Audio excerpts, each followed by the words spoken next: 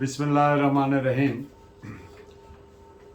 हम कर रहे हैं हक़ हिफाजत खुद इख्तियारी, राइट ऑफ प्राइवेट डिफेंस। आज का हमारा लेक्चर है सेक्शन 106 पीपीसी पर, जो इस चैप्टर की आखिरी सेक्शन है। मज़ीद डिटेल बात करने से पहले जो इसकी डेफिनेशन प्रोवाइडेड है इन पीपीसी सेक्शन 106 की, मैं वो पढ़ देता हूँ आपके सामने। In the exercise of right of private defense against an assault which reasonably causes the apprehension of death, the offender be so situated that he cannot effectually exercise that right without risk of harm to an innocent person. His right of private defense extends to the running of that risk. यानी कोई ऐसा हमला, assault, हमला,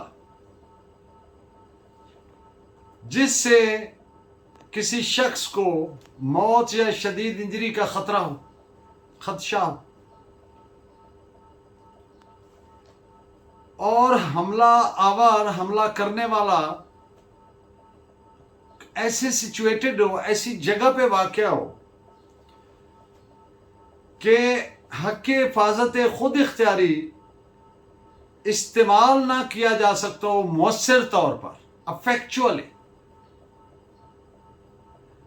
जब तक कि कुछ मासूम, कोई शख्स या अशखास की जान, यानी कि वो ऐसा रिस्क हो, अगर हक़ हिफाजत खुद इख्तियारी मौसर तौर पर इस्तेमाल करने के लिए रिस्क हो कि किसी इनोसेंट पर्सन की जान को रिस्क हो सकता है,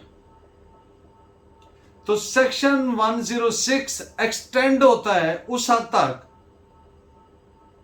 कि वो रिस्क लिया जा सकता है। इस सेक्शन के साथ एक इलस्ट्रेशन भी प्रोवाइडेड है। At the cost of repetition, पहले लेक्चर्स में ये मैं बात कर चुका हूं कि जो इलस्ट्रेशन प्रोवाइडेड होती है किसी भी सेक्शन के साथ, तो उसकी अहमियत ऐसे ही होती है जैसे उस सेक्शन की होती है। इसलिए कि वो इलस्ट्रेशन लेजिस्लेचर ने दी है, और उसके देने का मकसद, मफहूम ये है, मंशा ये है कानून की, कि इसको किस पैरामीटर में इंटरप्रेट करना है, किस तरह ताबीर तशरीह करनी है। तो वो एक मिसाल के तौर पर इलस्ट्रेशन दे दी जाती है कि इस तरह से इस सेक्शन को इंटरप्रेट करना है। अब इलस्ट्रेशन में ये बताया गया है कि एक हजूम ए पर हमलावर होता है और कोशिश करता है ए को कत्ल करने की।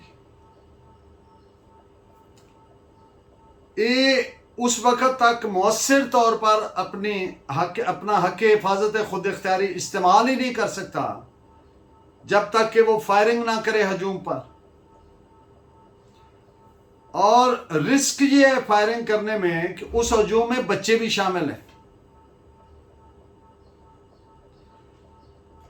तो ए ने अगर फायरिंग की और बच्चे को मर गए,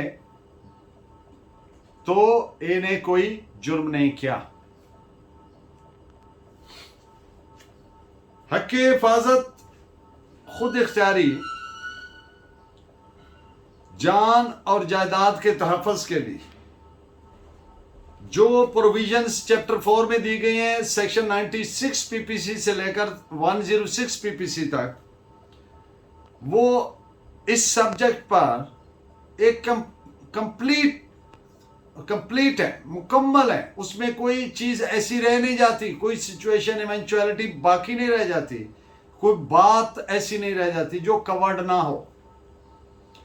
और उसमें दिए गए जो अल्फाज हैं, जो वर्डिंग यूज हुई है, वो बड़ी वजाहत से, सराहत से इसके जो हदूदों का यूद है, जो लिमिटेशंस है, कब हक हासिल होता है, किस हद तक इस्तेमाल किया जा सकता है, उसमें कोई एम्बिगुटी, कोई इबहाम, कोई तिशनगी बाकी नहीं रह जाती, यानी कंप्लीट है इस टॉपिक पर।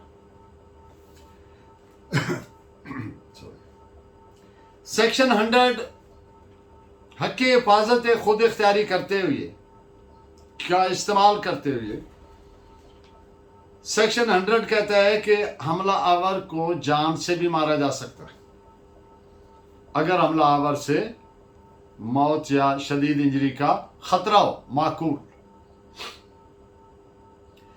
जबकि सेक्शन 106 इस हक को इस हद तक एक्सटेंड कर देता है कि हक की हिफाजत खुद इख्तियारी के मौसर इस्तेमाल के लिए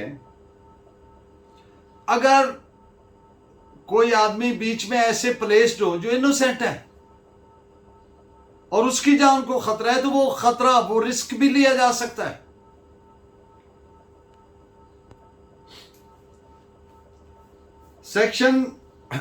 लेकिन सेक्शन 106 में दो चीजों का बड़ा ख्याल रखना। सेक्शन 106 कतन इस चीज की इजाजत नहीं देता। पहली चीज इसमें, it is rooted in good faith, नेक नियति में इट इज रूटेड।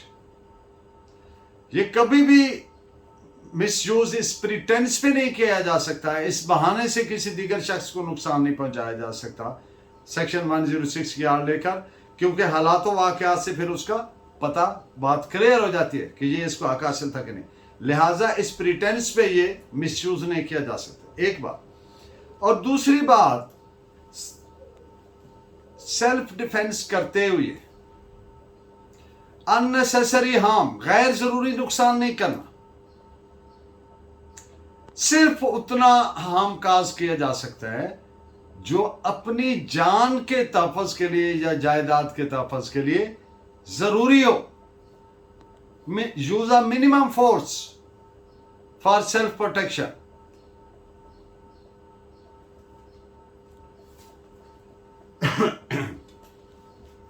अब एक मुकदमा के फैक्ट्स हैं, वो आपके सामने शेयर करता हूं। जब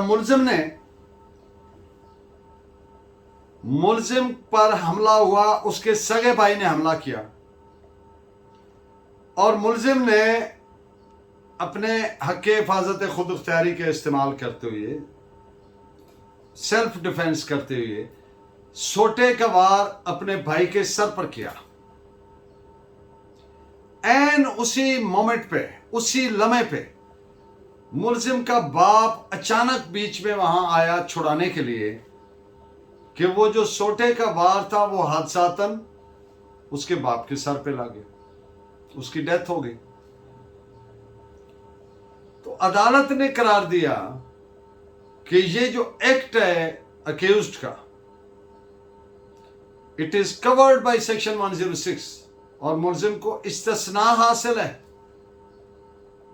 this is reported as 1993 criminal law journal 3808 और चैप्टर 4 पीपीसी जर्नल एक्सेप्शंस। इन तमाम दफात में 96 से लेकर 106 पीपीसी तक चैप्टर 4 जो right of private defence of person and property को डिस्कस करती है, जहां कहीं भी लफ्ज हार्म यूज हुआ है तो उसका एक ही मानी व मफहूम है और वो है फिजिकल इंजरी, जिस्मानी जख्म। दिस इज रिपोर्टेड एज, इस पॉइंट पे नोट करें, AIR 1966 सुप्रीम कोर्ट 1773।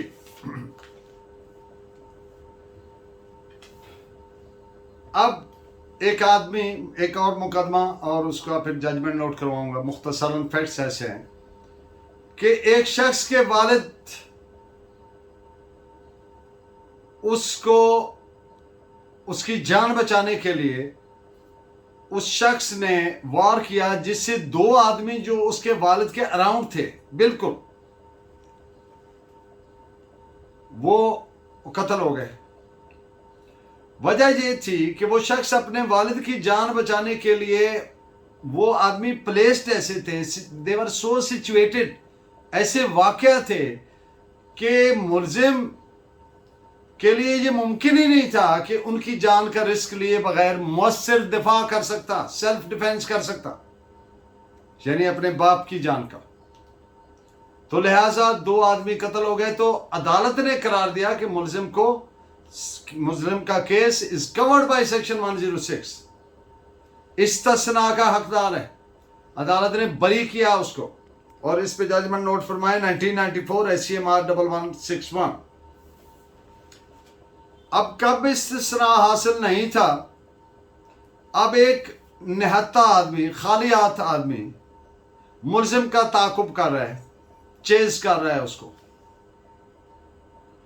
मुलजिम आगे किसी शख्स को पीछे से स्टैब करता है, छुरा घोंप देता है, उसकी डेथ हो जाती है। अदालत ने करार दिया कि मुलजिम को कतन सेक्शन 106 के तहत यह हक हासिल नहीं था। क्यों?